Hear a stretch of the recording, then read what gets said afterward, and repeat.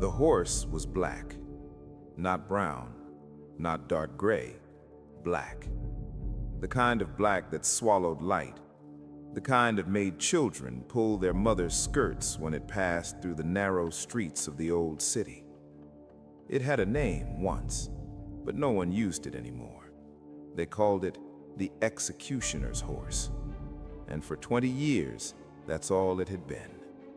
20 years of carrying death on its back.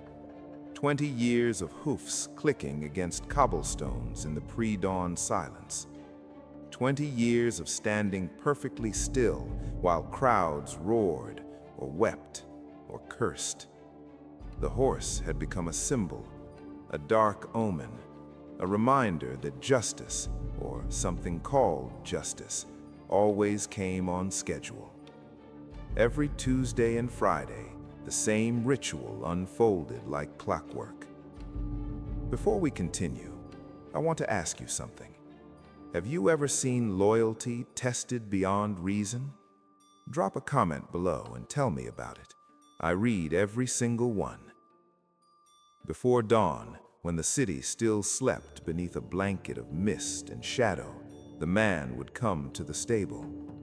His footsteps were always the same, measured, slow, heavy with something the horse couldn't name. He never spoke much, never hummed or whistled like the stable boys did. He would simply place his hand on the horse's neck, his palm warm against the cool hide, and hold it there for a long moment, as if drawing strength from the animal's steadiness, or perhaps apologizing. Then he would saddle the horse in silence. The leather straps pulled tight, the metal buckles clicked into place with practiced precision. The bit slipped between the horse's teeth, cold, metallic, familiar. The man would check everything twice: the girth, the stirrups, the reins. Not because he was nervous, but because this ritual mattered. Because in a life defined by endings, these small preparations were the only beginnings he controlled. Finally, he would mount. The weight settling into the saddle was always the same. Not heavy, not light, just there. And then they would ride through the cobblestone streets where merchants were just beginning to open their shutters, through the fog that clung to the city like a held breath, thick and cold and suffocating, through the alleys where no one dared make eye contact, where people turned their faces to the walls and whispered prayers of protection.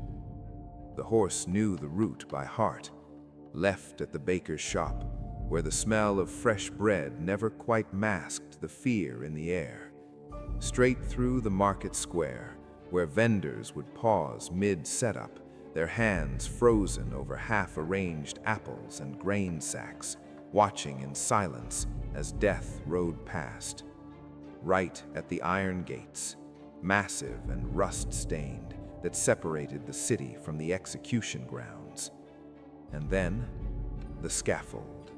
The horse didn't know what a scaffold was. It didn't understand the wooden platform, weathered gray by years of rain and sun and blood. It didn't comprehend the rope that hung like a sleeping snake, or the lever worn smooth by countless hands, or the trapdoor that opened onto nothing. It only knew that people gathered there, hundreds of them, sometimes thousands, pressed shoulder to shoulder in a human tide that smelled of sweat and ale and something sharper, anticipation maybe, or guilt.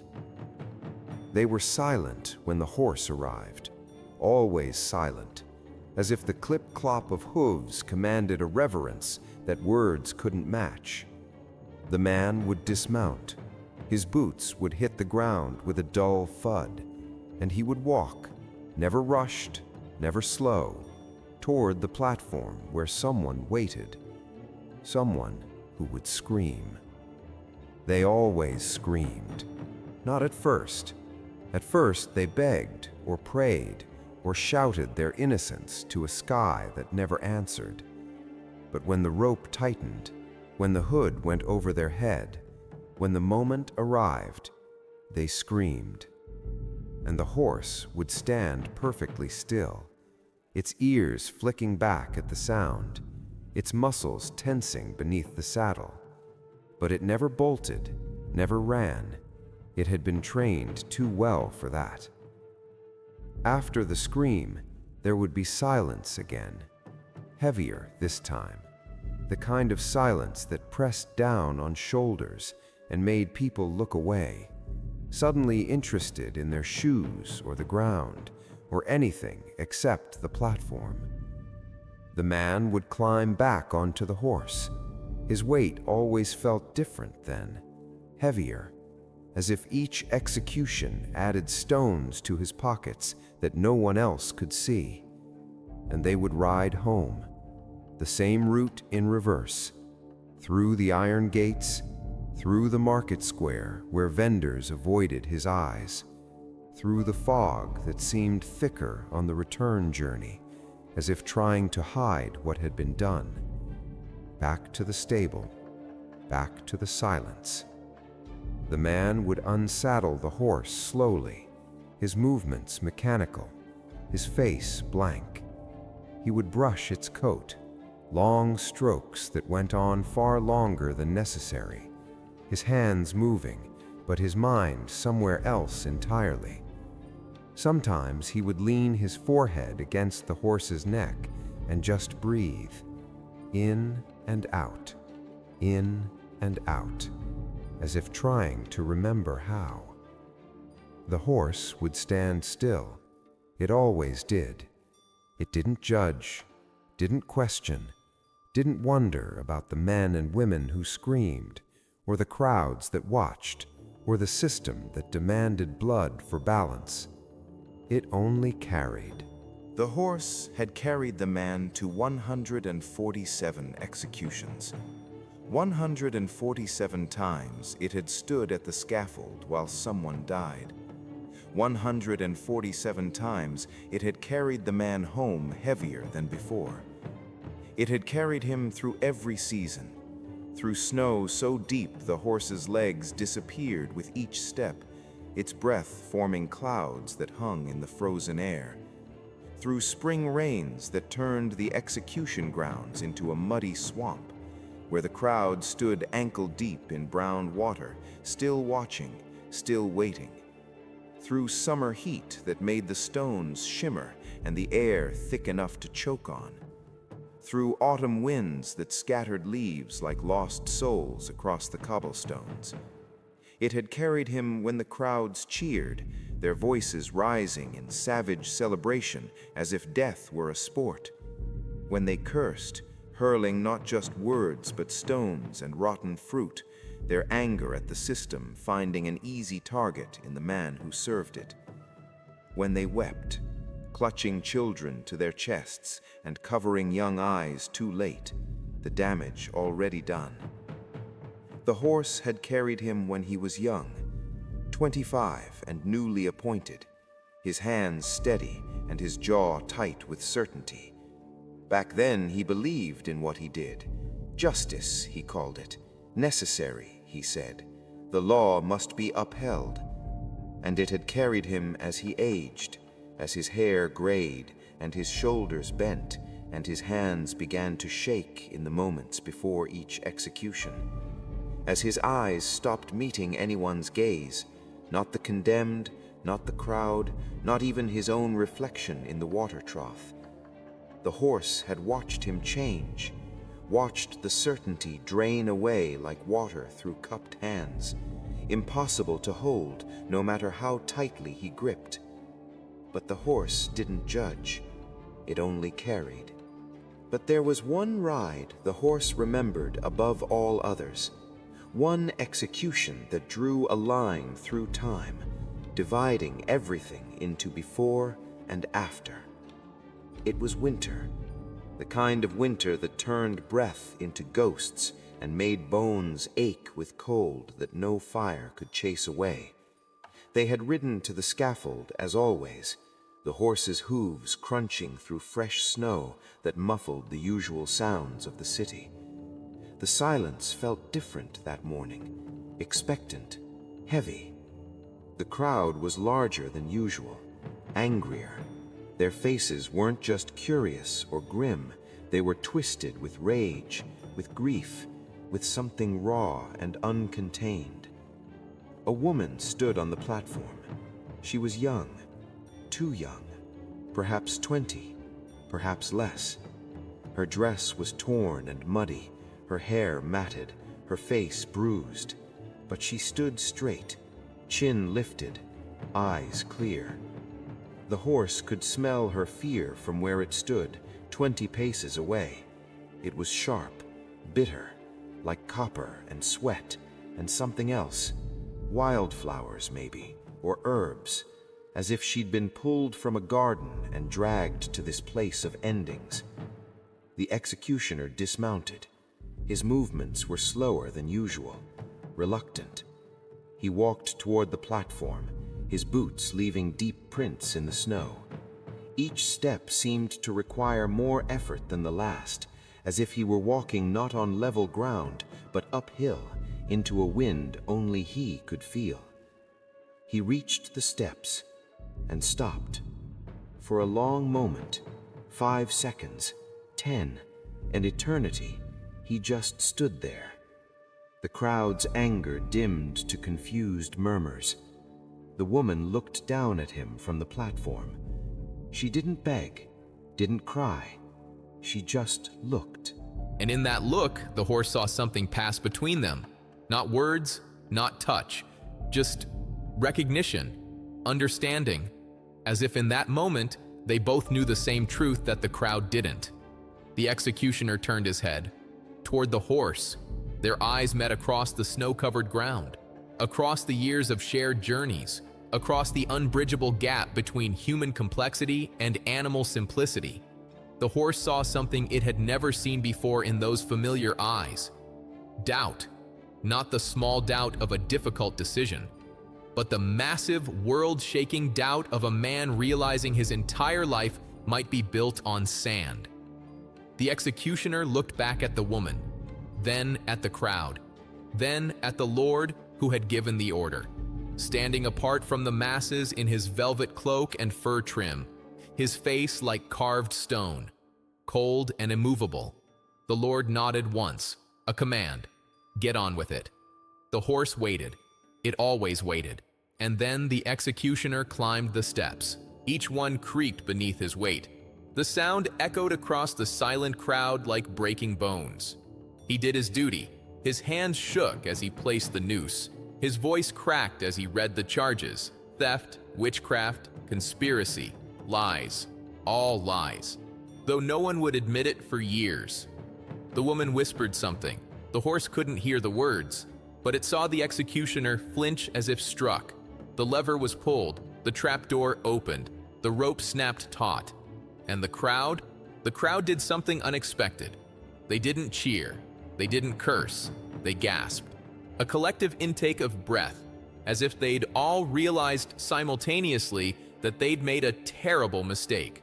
Some wept, some turned away, some sank to their knees in the snow. But the Lord stood unmoved, his face still stone, his eyes already looking past the scaffold to whatever business awaited him next. The executioner descended the steps like a man in a dream, a nightmare. His face was gray, his hands trembling so violently he had to grip them together to stop the shaking. He walked to the horse, but he didn't mount immediately. Instead, he pressed his forehead against the horse's neck, his hands clutching at the mane, and whispered words the horse couldn't understand but felt in its bones. Forgive me. God forgive me. She was innocent. They all knew. The Lord knew. And The horse felt wetness on its coat, warm despite the cold, salt and grief. It didn't understand the words. It didn't know about innocence or guilt, about political maneuvering or false testimony, about a Lord who needed a scapegoat and a woman who had dared to speak truth to power. It only knew that the man was in pain, and it stood still, offering the only comfort it could. its presence, its warmth, its steady heartbeat against the man's broken breathing. After that day, something fundamental changed. The man grew quieter, though he'd never been loud. Now his silence had weight, texture. It was the silence of a man constantly talking to ghosts no one else could see. He stopped eating at the tavern where other city officials gathered, stopped nodding to the guards when they greeted him, stopped attending services at the church, unable to stomach the priest's sermons about divine justice. He spent hours in the stable, long after dark when his duties were done and the city slept. He would sit on an overturned bucket, a lantern casting long shadows, and just exist. Sometimes he'd talk to the horse, not expecting answers, just needing to speak words into the universe. "I looked into her eyes," he'd say, his voice hoarse. "She forgave me. Can you imagine? She forgave me, even as He couldn't finish, never could. He would brush the horse's coat obsessively, over and over, the same sections again and again, as if trying to clean something that wouldn't wash away, as if the act of grooming could somehow groom his soul, smooth away the rough edges of guilt and regret. The horse stood still, it always did, patient, accepting, a living anchor in a man's sinking world. The horse didn't know that the man had begun to investigate, that he'd asked questions, carefully and quietly, about the woman's case, that he'd discovered what everyone in power already knew. She was innocent, completely, utterly innocent. She'd been a healer, an herbalist. The Lord's son had fallen ill, and she'd tried to treat him. When the boy died, from his illness, not her herbs, the Lord needed someone to blame, someone powerless, someone expendable. So he'd called her a witch, a murderer, a threat to God-fearing people, and the executioner had believed it, because believing was easier than questioning, because the system said she was guilty, and the system was supposed to be just. The horse didn't know that the man had gone to the Lord, weeks after the execution, and confronted him, that he'd demanded the truth be told publicly. The woman's name cleared, her family compensated. The Lord had laughed, actually laughed. "She's already dead," he'd said, sipping wine from a golden goblet. "What does it matter now? The people have forgotten. Move on." The horse didn't know that the man had threatened to speak publicly himself, to tell the truth at the next execution, to use his position, his moral authority as the hand of justice, to expose the corruption. "Then you'll hang beside the next criminal," the Lord had said, his laughter gone, his voice cold as winter iron. "And who will believe an executioner's word against mine? You're a killer, I'm a lord, know your place." The executioner had left that meeting knowing his life was over. Whether by hanging or disgrace, his time was measured in days now, not years. The horse only knew what it had always known. The man fed it, brushed it, spoke to it in the dark when no one else would listen, and the horse trusted him, completely, without question, the way horses do. Then came the autumn morning. The horse woke to the sound of boots, many boots, heavy and fast and wrong. The stable door slammed open, not pushed, not opened, but slammed with violence that made the horse's ears flatten against its skull. But it wasn't the man, it was soldiers. 6 of them, maybe more, in the Lord's colors, their faces hard and their movements rough.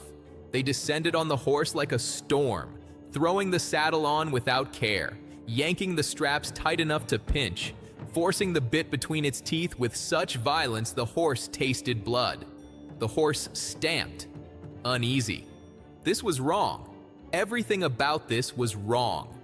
And then they brought him, the executioner. The horse recognized him immediately, his smell, his shape, his presence. But everything else was wrong. His hands were bound behind his back with thick rope, the kind used for cargo, not for people. His face was bruised, one eye swollen shut. Blood dried at the corner of his mouth. His clothes were torn, muddy, as if he'd been dragged through the streets. But worst of all were his eyes, those steady, quiet eyes that had looked at death 147 times without flinching, were wide with fear. Not the frantic, screaming fear of the condemned who didn't understand. This was worse. This was the fear of a man who understood exactly what was coming, who knew the process intimately, who had orchestrated it 147 times, who knew there was no mercy in the machine he'd served.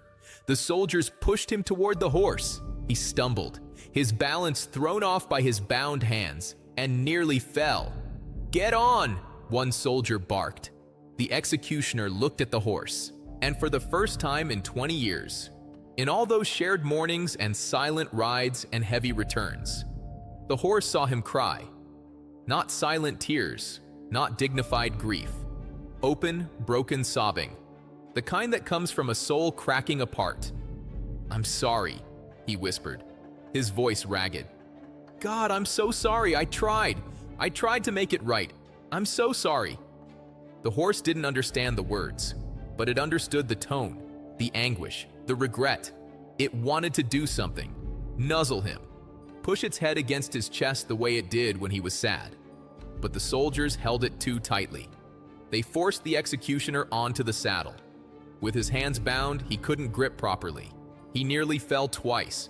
His body was shaking so violently the saddle creaked beneath him. The horse shifted its weight, trying to steady him. It always had.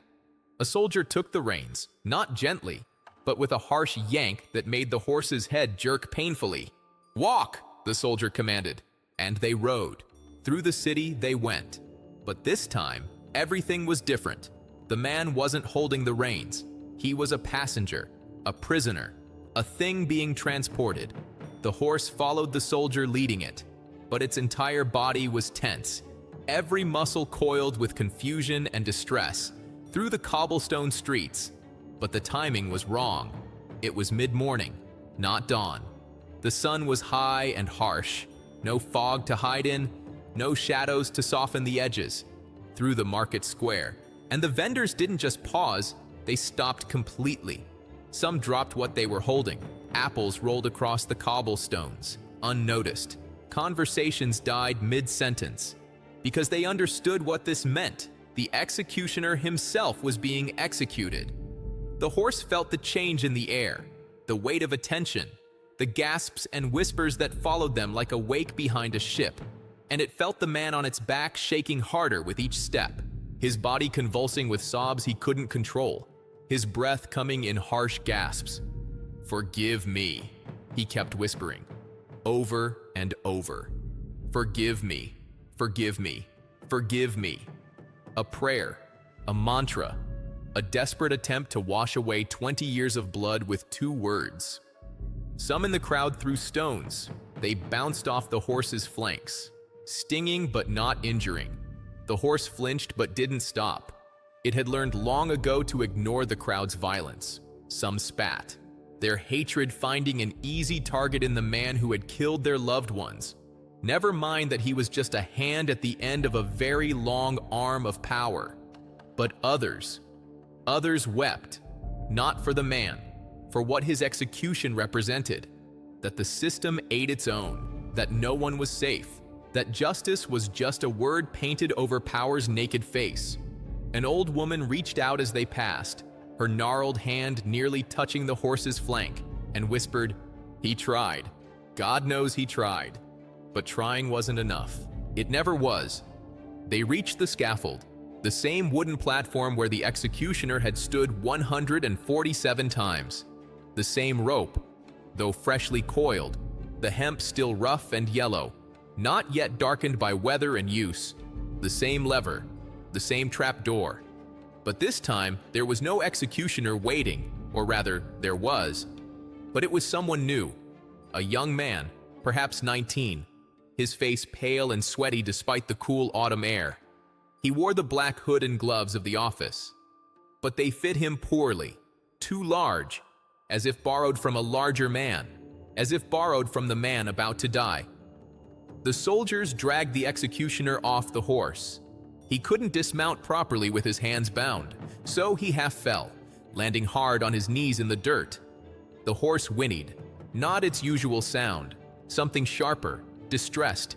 It tried to step forward, toward the man, but the soldier holding the reins yanked it back with a curse. The executioner was hauled to his feet, pushed toward the platform steps. He climbed slowly, each step deliberate, not from fear, but from the weight of memory. He'd watched 147 people climb these steps. Now he understood what they felt. The grain of the wood beneath their feet, the creak of old boards, the terrible proximity of the rope. At the top, he turned, not toward the crowd, which roared and jeered and wept in equal measure, but toward the horse. Their eyes met one final time. Across the distance, across the years, across the unbridgeable gap between human complexity and animal simplicity, the horse saw the man who had fed it every morning, who had brushed its mane in the dark, who had whispered apologies it couldn't understand, the man who had never raised his hand in anger, the man who had been kind, in his way, within the brutal limits of his profession. And the horse didn't understand why he was the one standing on the platform now, why the rope was for him, why everything was backwards and wrong. It only knew that the man was afraid, and it couldn't help him. The young executioner read the charges, his voice cracking multiple times. Treason, sedition, threatening a lord of the realm, spreading lies about the justice system. Each word fell like a stone into still water, creating ripples that would spread long after this day ended. The crowd's reaction was divided. Some shouted approval, finally justice for the man who'd killed their loved ones. Never mind that he was just following orders. Others called for mercy. "He tried to tell the truth," someone yelled. "He spoke for the innocent." But the Lord stood apart from the masses, elevated on a special platform, surrounded by guards. His face was impassive, carved from stone and power. This wasn't about justice. This was about control, about making sure everyone knew what happened to those who challenged the system. The young executioner approached with the noose. His hands shook so badly he nearly dropped it. The condemned man, no longer the executioner, now just a man, looked at him with something like pity. "Breathe," he said quietly. "Just breathe. It gets easier." The young executioner's eyes filled with tears. "I don't want it to get easier." Neither did I. Once. The noose went over his head. The rough hemp settled against his neck. He'd placed this rope 147 times. He knew exactly how it felt. The coarseness, the weight, the promise. The black hood was offered. He shook his head. "No. Let them see. Let them all see what justice looks like." The young executioner stepped back, toward the lever. The condemned man took a breath, looked up at the sky, blue and clear and indifferent, looked at the crowd, a sea of faces, some familiar, most not, all watching his death like it was theater, and looked at the horse, the black horse that had carried him for 20 years, that had never judged, never questioned, never failed him. "Thank you," he whispered, too quiet for anyone else to hear, but the horse's ears swiveled toward him, catching the sound even across the distance. "For everything.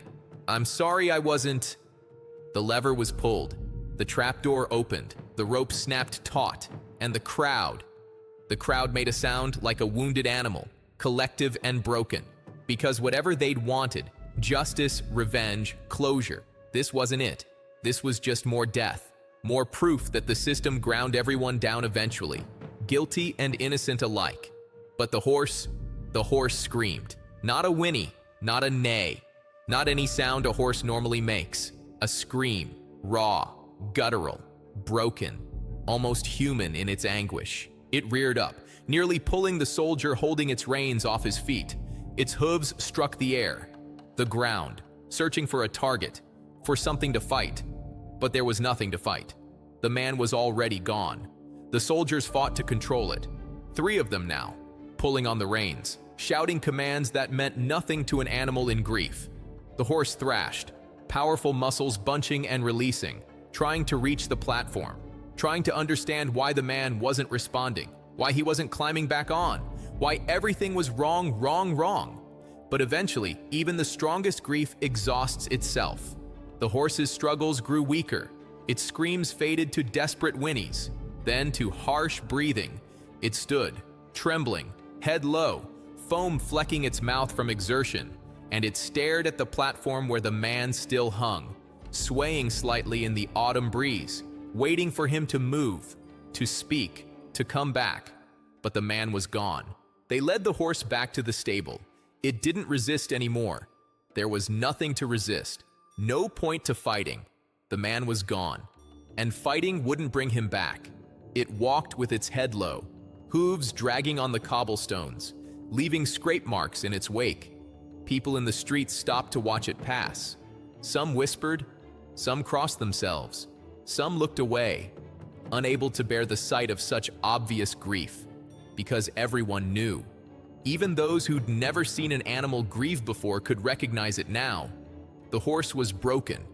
The stable felt empty, too quiet, too still, like a house where someone had died, where the absence was louder than any presence had ever been. The brush was still there, hanging on its hook, horsehair still caught in the bristles. The bucket was still there, still half full of water from mourning. The saddle was still there, though bloodied and dirtied from the day's events. But the man wasn't there. The horse stood in its stall, surrounded by familiar things that now meant nothing. It didn't eat that night, didn't drink, just stood, staring at the door, waiting for the sound of slow, measured footsteps that would never come again. Days passed. The stable master tried to care for it, but the horse wouldn't respond, wouldn't eat, wouldn't drink, wouldn't move unless forced. It was dying, not from injury, but from grief, from the loss of the only constant in its life. They called for a veterinarian. He examined the horse, found nothing physically wrong, and shook his head. "It's mourning," he said simply. "Some animals do, especially those who've bonded deeply with their handlers. You can force it to eat, force it to drink, keep its body alive, but—" He didn't finish. He didn't need to. What good is a living body with a dead soul? The next Tuesday came, execution day. They brought a new executioner, young, eager, fresh from training and full of certainty. The kind that comes before experience grinds it away. He needed a horse. The Lord had been specific. Use the black one. Make a statement. Show that the system continues, regardless of who falls. The young executioner entered the stable, saw the horse standing in the shadows, head low, ribs beginning to show through its coat. "This one?" he asked doubtfully. "That's the one," the stable master said. The young executioner approached with the saddle. The horse didn't move, didn't acknowledge his presence. He saddled it mechanically. The horse stood like a statue, unresisting but uncooperative. He mounted, the familiar weight in the saddle, but the wrong weight, the wrong balance, the wrong presence. "Walk," he commanded. The horse didn't move. He kicked its sides, gently at first, then harder. "I said walk!" The horse stood absolutely still, as if it were carved from the same stone as the scaffold platform, as if moving would mean accepting this new reality, and acceptance was a betrayal it couldn't commit.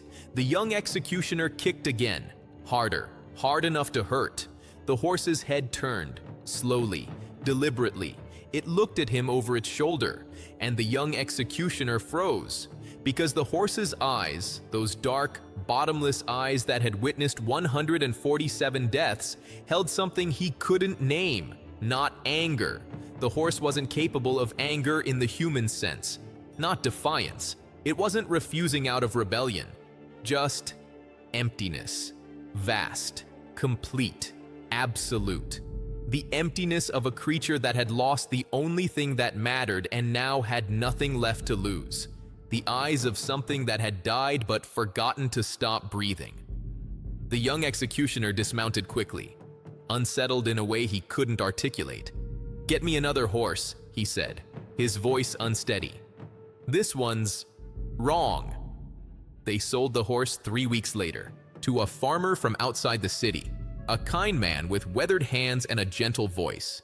He didn't know the horse's history, didn't know it had carried death for 20 years, just saw a good, strong animal that needed a second chance. He led it away from the city, away from the scaffold and the stable and the memories embedded in every cobblestone, to a farm, green fields, open sky, fresh hay and clean water and no schedules, no routes, no ropes. The horse lived there quietly. It pulled a plow sometimes, though it was slower than it should have been. It grazed in the pasture. It accepted the farmer's care with the same patient stillness it had always shown. But it wasn't the same. The farmer noticed that every Tuesday and Friday, the horse would stop whatever it was doing. It would stand perfectly still, facing east, toward where the city lay beyond the horizon, toward the scaffold. And it would wait for 5 minutes, 10, sometimes an hour, just standing, staring into the distance, waiting for something that would never come. At first, the farmer thought it was strange behavior. Then he thought it was learned. Maybe the horse's previous owner had a schedule. But one day, he stood beside the horse during one of these moments, followed its gaze toward the eastern horizon, and he understood. The horse wasn't waiting for a time. It was waiting for a person, someone who had promised, without words, to always return, to always mount the saddle, to always whisper those quiet words in the dark. The horse was waiting for the man. It would wait forever if it had to, because horses don't understand death. They understand presence and absence, and in the absence, they wait for the presence to return. That's what loyalty is. Not understanding, not choice, just waiting. Years passed. The farmer grew old. The horse grew old.